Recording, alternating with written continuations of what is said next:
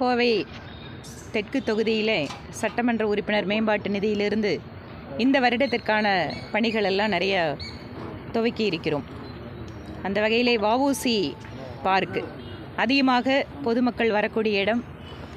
இந்த இடத்திலே குடிதண்ணீருக்காக water ATM அமைப்பதற்காக போர்வெலுக்கான ஒரு பூஜை இன்னைக்கு போட்டிருக்கோம். இதன் வாயிலாக ஒவ்வொரு நாளுமே கிட்டத்தட்ட 1000க்கு மேற்பட்டவர்கள் பாதுகாக்கப்பட்ட குடிநீரை இலவசமாக பெற்றுக்கொள்ளலாம். இங்கே நிறைய குழந்தைங்க, ஸ்கூல் குழந்தைங்க வராங்க, பொழுதுபோக்கிற்காக வரக்கூடிய பொதுமக்கள் இருக்காங்க. அவங்க எல்லாருமே இனிமேல் ஒன்று வீட்டிலிருந்து எடுத்துக்கொண்டு வந்து குடிக்கிறது அப்படிங்கிறது ஒரு பக்கம் இருந்தாலும் கூட அவங்க பொழுதுபோக்கக்கூடிய இடத்திலேயே இலவசமாக பாதுகாக்கப்பட்ட குடிநீரை கொடுக்க வேண்டும் என்பதற்காக வஉசி பார்க்கில் இன்று அதற்காக அந்த இயந்திரம் அமைப்பதற்காக முதல் நிலையாக போர்வெல்லை தொடங்கியிருக்கோம். சட்டப்பேரவை கூட்டத்தொடரிலே கோவை தெற்கு தொகுதி தொடர்பாக பல்வேறு கோரிக்கைகளை முன்வைத்தேன். இங்கே சாலைகள் பிரச்சனை இருக்குது, பட்டா பிரச்சனை இருக்குது. இந்த மாதிரியான பிரச்சனைகளை சொல்லும்போது சம்பந்தப்பட்ட துறையினுடைய அமைச்சர் சென்னைக்கு அடுத்தபடியாக கோவைக்கு தான் அதிகமாக நிதி கொடுக்குறோம், சாலைகளுக்கெல்லாம் பணம் கொடுத்துருக்கோம் அப்படிங்கிறாரு. ஆனால் என் தொகுதியில் குறிப்பாக சூயஸ் கால்வாய் பணிகள் நிறைவடைந்த சாலைகளில் கூட சூயஸ் கால்வாய் வேலை நடக்கிற இடத்துல நாங்களால் கம்பல் பண்ண முடியாது. என்னென்னா திருப்பி சாலையை தோண்ட முடியாது.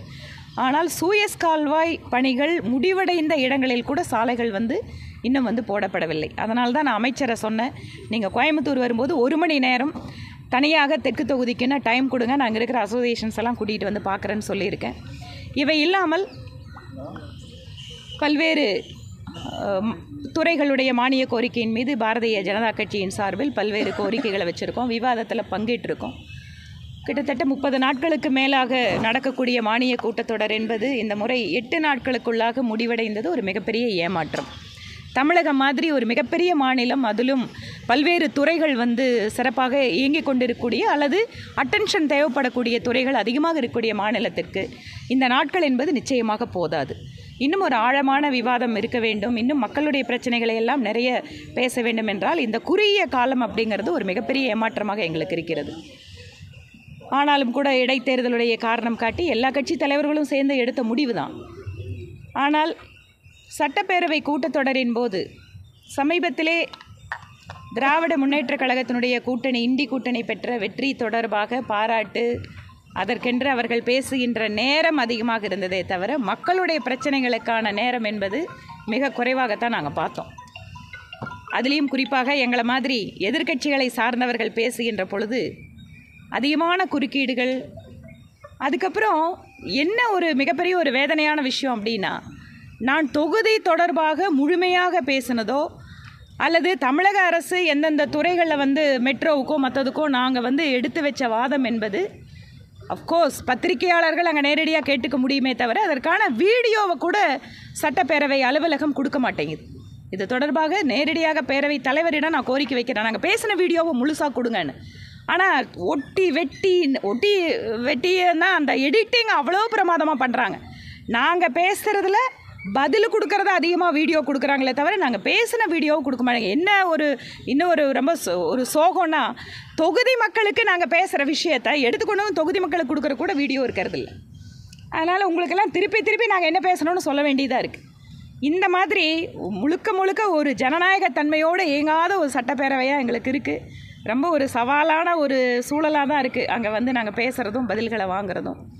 இன்று காலையில் கோத்தகிரி சாலையில் இந்தியா ஒழிக, அதுக்கப்புறம் நீட்டு தேர்வுக்கு ஆதரவாக இருக்கக்கூடிய இந்த மத்தியத்திலிருந்து நாங்கள் வெளியேறணும் அப்படிங்கிற மாதிரி பிரிவினையை தூண்டக்கூடிய, அதுலேயும் பார்த்தீங்கன்னா பக்காவாக அதை ஒரு ஒரு பிரிண்டிங் பிளாக்கை ரெடி பண்ணி அதை இன்றைக்கி சாலைகளில் அதை பார்த்தோம். நம்ம நிறைய ஊடகங்கள் இன்றைக்கி அதை பகிர்ந்துட்டுருக்காங்க.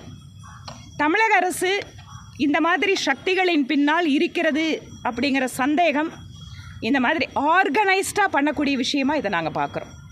ஏனென்றால் நீட் தேர்வுக்கு எதிராக மக்களை எப்படியாவது போராட தூண்ட வேண்டும், இதன் வாயிலாக ஏதாவது ஒரு நிலவரத்தை, புதிதாக ஒரு கலவர நிலவரத்தை கொண்டு வரணும்னு மாநில அரசு விரும்புவதாக இதை நாங்கள் பார்க்கிறோம். ஏனென்றால் இந்த மாதிரி சக்திகளை மாநில அரசு கடுமையான நடவடிக்கை எடுக்காவிட்டால் இவர்கள் இதற்கு பின்னால் இருக்கிறார்கள் என்பதுதான் பொருள். மத்திய அரசும் மாநில அரசும் எத்தனையோ விஷயங்களில் முரண்படலாம். ஆனால் நாட்டினுடைய ஒற்றுமை என்பது முக்கியமானதாக இருக்க வேண்டும். ஒற்றுமைக்கு எதிராக இருக்கக்கூடிய சக்திகளை அரசியல் லாபத்திற்காக மாநிலத்தினுடைய முதலமைச்சர் திரு ஸ்டாலின் அவர்கள் இந்த மாதிரி செயல்களை ஈடுபடுபவர்கள் மீது நடவடிக்கை எடுக்கணும், ஊக்குவிக்கக்கூடாது என்பது எங்களுடைய கோரிக்கை. இதை நிச்சயமாக மக்கள்கிட்ட தேசியத்தை விரும்புகின்ற, தேச ஒற்றுமையை விரும்புகின்ற மக்கள் இதை ஒருபோதும் விரும்ப மாட்டார்கள். இதை அரசு உடனடி கவனம் எடுத்து செயல்பட வேண்டும் என்பது எங்களுடைய கோரிக்கை. மாநகர பகுதிகளில் வந்து குடிநீர் 10 நாள் 12 நாள் கொடுக்குறாங்க. அது எப்போ தீர்வு?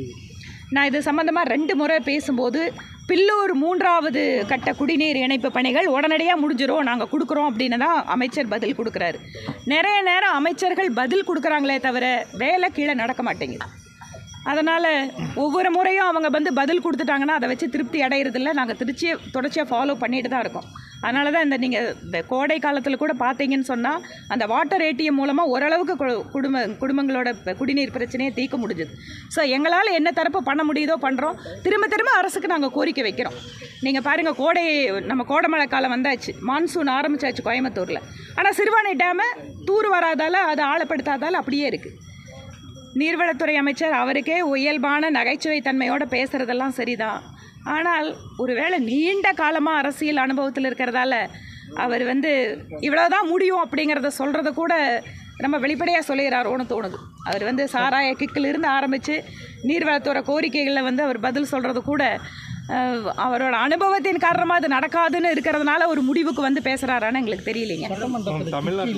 தமிழ்நாட்டில் வந்து போதை பழக்கங்கள் வந்து ஒரு அச்சமாக இருப்பதாகவும், தமிழகத்தில் ஒரு நல்ல அரசியல் தலைவர் இல்லைன்னு சொல்லிட்டு நடிகர் விஜய் வந்து ஒரு கருத்து சொல்லியிருக்காரு.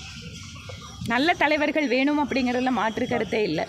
சமுதாயத்திற்காக பேசுகின்ற, மக்களுக்காக உழைக்கின்ற நல்ல தலைவர்கள் யாராக இருந்தாலும் மக்கள் வரவேற்பார்கள்.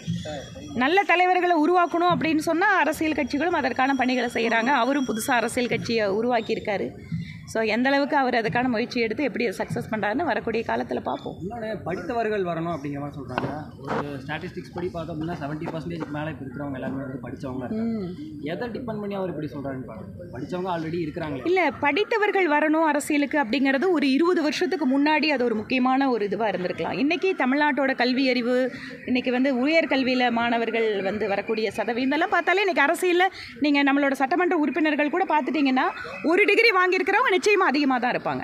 படித்தவர்கள் அப்படிங்கிறதுக்கு மேலே நம்ம என்ன இன்றைக்கி எதிர்பார்க்கணும் அப்படின்னா, மக்களுக்காக தங்களை அர்ப்பணித்துக் கொள்கிறவர்கள் அவங்க தான் இன்றைக்கி அவசியமாக தேவைப்படுறாங்க.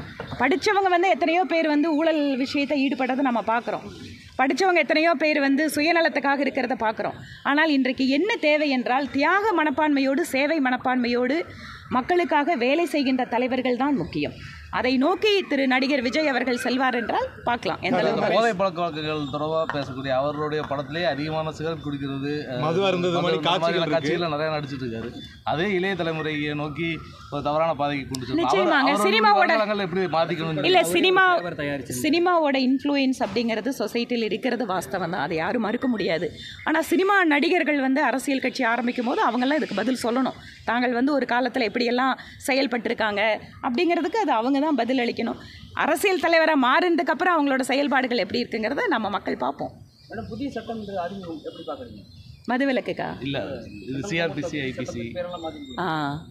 அதாவது 3 கிரிமினல் சட்டங்கள் புதிதாக மத்திய அரசு அறிமுகப்படுத்துகிறாங்க. இன்னையிலிருந்து அது அமலுக்கு வருகிறது. நீண்ட நெடுங்காலமாக ஒரு குறிப்பிட்ட பேர் அந்த சட்டம் அப்படிங்கிறது நம்மளுக்கு மனசில் பதிஞ்சிருச்சு. ஆனால் இந்த 3 சட்டங்களில் என்ன பார்க்கணும் அப்படின்னா, விரைவான நீதி, இன்றைக்கு கால சூழலுக்கேற்ப தொழில்நுட்ப வசதியோடு கூடிய நீதி, சட்டத்தினுடைய பல்வேறு ஷரத்துக்களை வந்து இன்றைய கால சூழ்நிலைக்கேற்ப நிறைய மாற்றி அமைச்சிருக்காங்க. ஆனால் பேரை பொறுத்த வரைக்கும் அதில் குறிப்பாக ஹிந்தி, சமஸ்கிருதம் அதிகமாக தெரியாதவங்களுக்கு அது உச்சரிக்கிறதுல கொஞ்சம் சிரமம் இருக்க தான் செய்யுது. இது தொடர்பாக எங்களோட கருத்துக்களை நாங்கள் வந்து மத்திய தலைமையிட்ட தெரிவிச்சிருக்கோம். மாநிலத்தில் வந்து புதிய சட்டத்திருத்தத்தில் மாநிலத்தினுடைய சில உரிமைகள் பறிக்கப்படுவதாக சொல்லி வழக்கறிஞர்கள்லாம் சொல்லிட்டு இருக்கிறாங்க. அப்படிங்கிறப்ப நீங்கள் அந்த சட்டத்தில் அவங்களையும் கொஞ்சம் எல்லா மாநிலத்திலையும் கன்சல்ட் பண்ணி எல்லா மாநிலத்தோட கன்சல்டேஷன் பண்ணி தான் வந்து இது வந்திருக்கு. ஒரு செக்ரட்டரி லெவலில் இதுக்கான ஒரு இது மட்டுமே இந்த அமெண்ட்மெண்ட்டுக்காக நிறைய ஆயிரக்கணக்கான கூட்டங்களை நாடு முழுக்க நடத்தி தான் அந்த சட்டத்தை திருத்தம் கொண்டு வந்திருக்காங்க. மாநில அரசு மத்திய அரசு ஒரு சில அதிகாரங்களை பகிர்ந்து கொள்கிறார்கள். ஒரு சில அதிகாரங்கள் வந்து ஒவ்வொருத்தருக்கும் தனித்தனியாக இருக்குது. எந்த இடத்துல மாநில அரசு தங்களுடைய உரிமை பறிபோகுதுன்னு நினைக்கிறாங்களோ அது கன்கரண்ட் லிஸ்ட்டில் வரும். அப்போ சென்ட்ரல் கவர்மெண்ட்டோட ஒரு ஆக்ட் தான் வந்து ஓவர் ரைட் ஆகும். இது கான்ஸ்டியூஷனில் இருக்கக்கூடிய விஷயம்.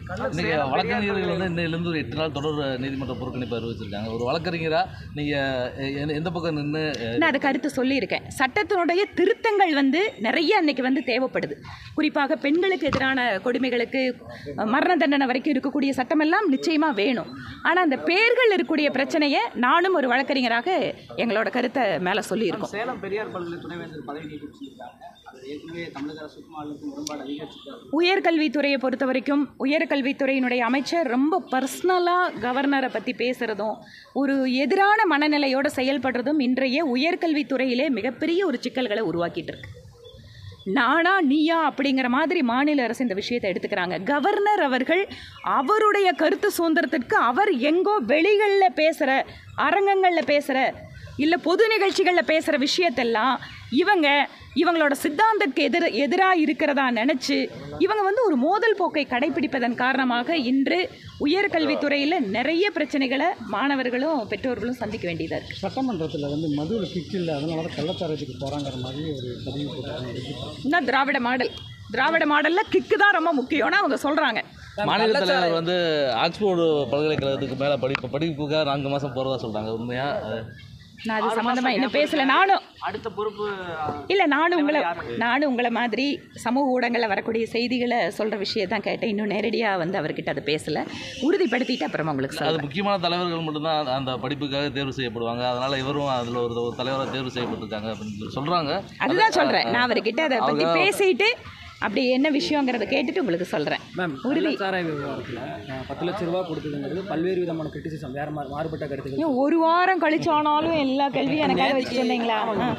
சீமானுக்கும் உள்ள தலைவர்கள் உள்ளிட்ட தலைவர்கள் பேசுகிறது என்ன அப்படின்னா, கள்ளச்சாராயம் கொடுத்தவர்களுக்கு 10 லட்சம், ஆனால் வந்து பட்டாசு ஆலை விபத்தில் உயிரிழந்தவங்களுக்கு 3 லட்சம் கொடுக்குறது ஒரு தவறான முன்னுதாரணமாக போகுது. அவங்களுக்கும் அந்த குடும்பங்களோட வாழ்வாதாரத்துக்குன்னு பார்த்து தான் 10 லட்ச ரூபான்னு கொடுத்தோம். ஒரு சென்சேஷனல் டாப்பிக்காக ஒரு கான்ட்ரவர்சியலான விஷயங்களாக போகும்போது தொகை அதிகம் இருக்கிறதாகவும், யூஸ்வலாக நடந்துகிட்டே இருக்கிற ஒரு விபத்துகளுக்கு வெறும் 3 லட்சம் 5 லட்சம் கொடுக்கறது எந்த அளவுக்கு நியாயம்? இல்லை, அவர் அது சொல்கிறதுல அது நியாயம்தான். அது உயிர் அப்படின்னு சொன்னால் எல்லாத்துக்கும் ஒரே மாதிரி இருக்கணும்.